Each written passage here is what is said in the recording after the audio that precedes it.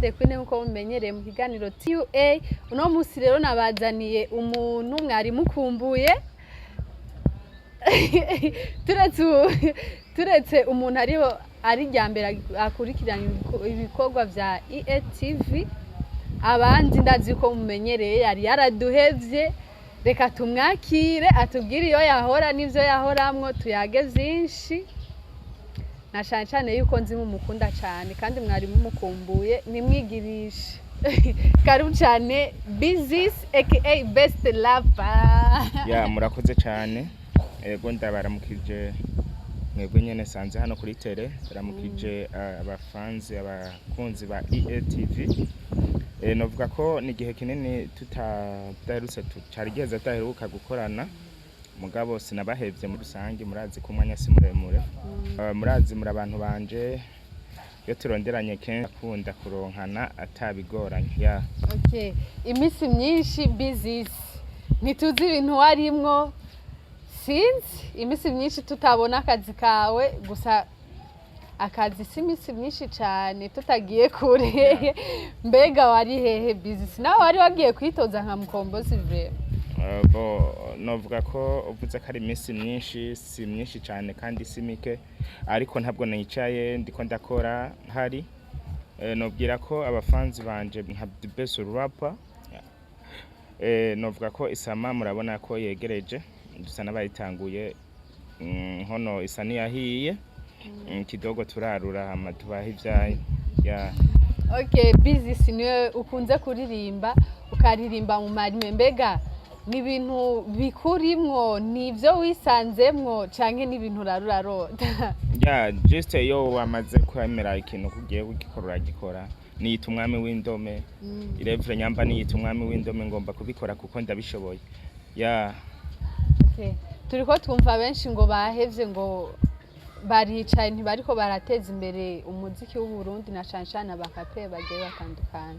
Mbega kuri wowe biravuze iki urabivuga kwiki?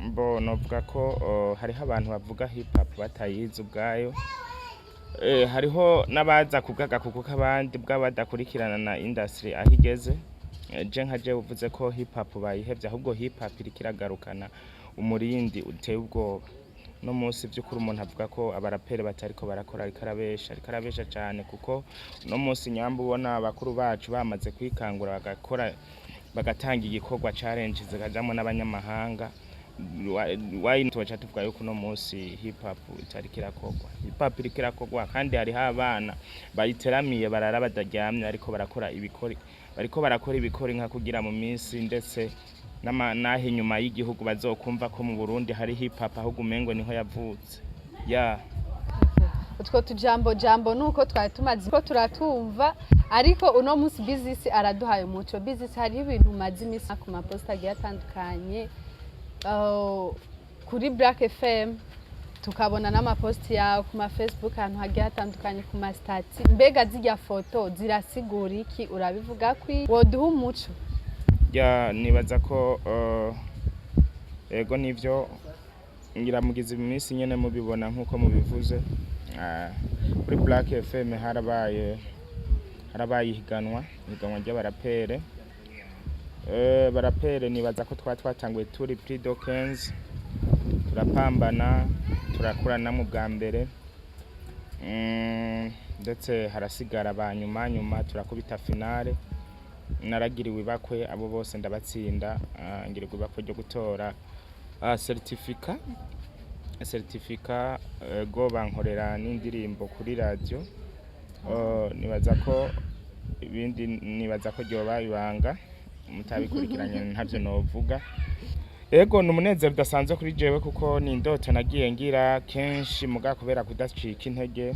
Ndabona ko nubundi nibindi Imana izobikora kuko twifitiye confidence ko tuzokora bishimwa n'abantu nkuko twaraye tubibonye. Abafanzi barabidufashije jiri nayo iraraba ibibereye. Ntivyari vyoroshe urumva ko abarapere batari bake mugabo kubw'ububasha n'ubushobozi Imana yadushizemo twarabikoze kandi tubikora neza. Ya. Business nyuma yo kwinjira mu muziki turazi yuko abantu benshi umuziki bawufata nk'ubutandero aho ngo baca batangura kugenda bakorora amapockets bakaja kunwa ibiyayuramutwe ibintu byinshi bakabivuga ko ibintu byinshi bigiye bitandukanye. Mbega business mu kibano baramufata gute, bamwiyumvira ko gute?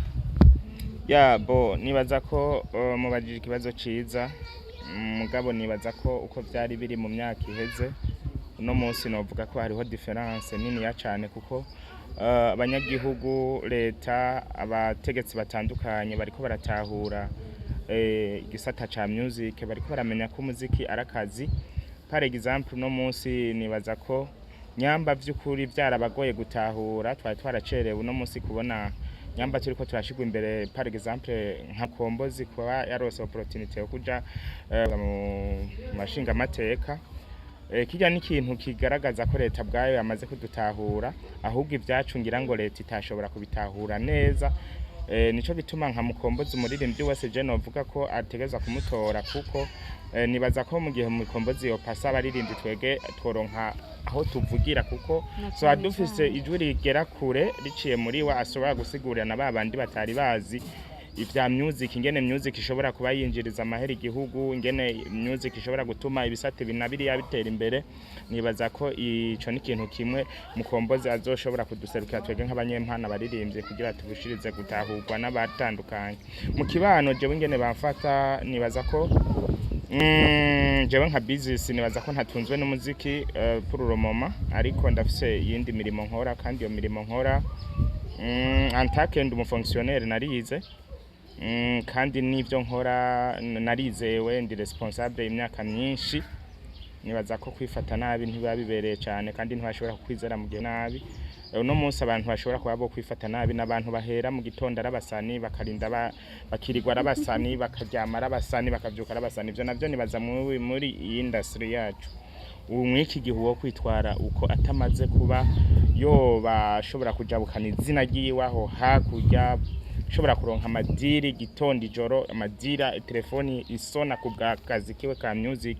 Umusani mugenzanje yoba kiri nkaha jewe ndiyo kwifata nkuko, nibaza ko ntabona yaja aho gazova naho yarari atibuke kuko iyo nyifata ibigayitse cyane. Naco gituma ivyo nivyo vyagiye bidukwegera, kuko hari ababitanguye uko aribo batumye haba igitutsi cyo kuvuga ko abasani araba indiscipline, abasani araba nk'abarumogi. Hari abatanguriye mw'ivyo baguma mw'ivyo, n'ubu bari muri bijya nyene. Abo nabo kugeza ino saha nibaza ko kuri kana buryo umuntu ntashobora kwiyita ngo n'umusani, bigaca biba uno munsi abanyagihugu baramenya umusani mbega agomba kwitwara gute, agomba kuba afise igicapo nyabaki. Par exemple je ndi umusani, mugandi ku kazi sindi umusani, mugabo nje mu vy'akazi ka music nza ndi umusani. Be uno munsi business yiyumva gute, ni giki gusezeranya abakunzi biwe kugira ngo babandanye bamutera intege n'iyindi myaka iri imbere gume tubona business? Ni nababwiye ubuherutse ico nticari bwace mwo nababwiye ko uyu mwaka nababwiye ko ari umwaka w'ibikorwa, ni umwaka wo kuza mu yindi shusho, ni umwaka twifuza natwe ko tuja habona. Nibaza ko akantu gato mu ndoto zacu, mugabo si gato kuko umushinge wama ukomeye. Nibaza ko kubwo uko mba numva nifitiye confidence jewe, nibaza ko nibindi tuzobishikako. Ndagushimiye cyane. Murakoze gose. Ariko ndabakunda cyane, ni wa mwigeme wanyu Shasha The Queen.